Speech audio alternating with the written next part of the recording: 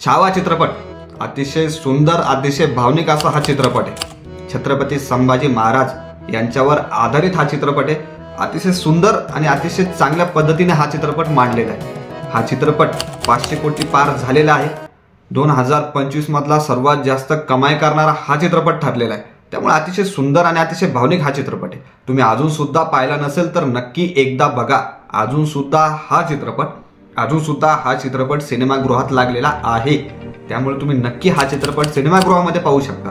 तर बातमी आहे मध्य प्रदेशमधील असीरपूर या गावातील। असीरपूर हे गाव आहे। तिथे अनेक शेतामध्ये अचानक हजारो लोक पोहोचली आणि खोदकाम करू लागली। विविध अवजारे घेऊन तिथे गेली होती।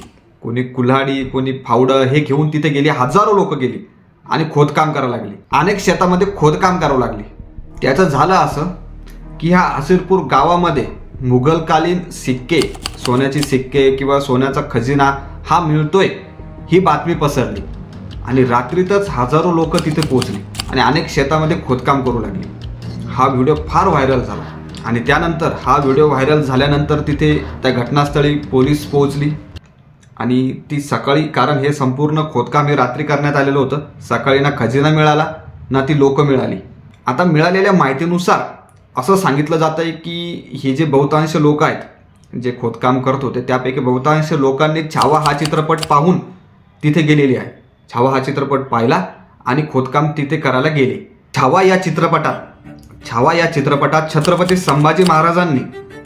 संभाजी महाराजांनी बुरहानपूरला केलेल्या स्वारीचा सीन दाखवण्यात आलेला आहे। आता छावा या चित्रपटाची जशी चर्चा वाढली तशीच बुरहानपूरमधील खजिना याची सुद्धा चर्चा जास्त प्रमाणात होऊ लागली आणि त्यामुळेच हजारो लोक त्या गावामध्ये पोहोचली आणि तिथे खजिना बघू लागली, तिथे शोधू लागली, खोदकाम करू लागली। स्थानिक लोकांनी माध्यमांना दिलेल्या माहितीनुसार या भागात सोन्याची नाणी सापडतात, चांदीची नाणी सापडतात किंवा खजिना सापडतो अशी चर्चा अनेकदा झाली सुद्धा आहे। उर्दू आणि अरबीमध्ये लिखाण केलेली पितळी नाणी इथं सापडतात अशी चर्चा नेहमी होते आणि ही चर्चा परत झाली। छावा चित्रपट पाहून अनेक लोक तिथं आली, खोदकाम करू लागली। हजारो लोक खोदकाम करू लागली। कोणी लाईट घेऊन, कोणी कुऱ्हाडी, कोणी फावडं घेऊन तिथे पोहोचली आणि अनेक शेतांमध्ये तिथं खोदकाम करू लागली। आता कोणाला नाणं मिळालंय, कोणाला खजिना मिळाला आहे की नाही याची चर्चा होती। आता इथे पोलीस प्रशासनाने दखल घेतलेली आहे। खोदकाम थांबलेलं आहे। आता सकाळीच त्यांनी दखल घेतली होती आणि खोदकाम थांबलेलं आहे।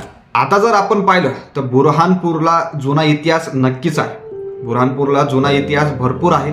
इथे नाणी सापडू शकतात। ग्रामस्थांना नाणी जर खरंच सापडत असतील, त्यांना जर खरंच नाणी सापडत असतील तर प्रशासनानं नाणी शोधून काढावी आणि प्रशासनानं नाणी शोधून काढावी आणि ही नाणी किती जुनी आहे याचा तपास देखील करता येईल।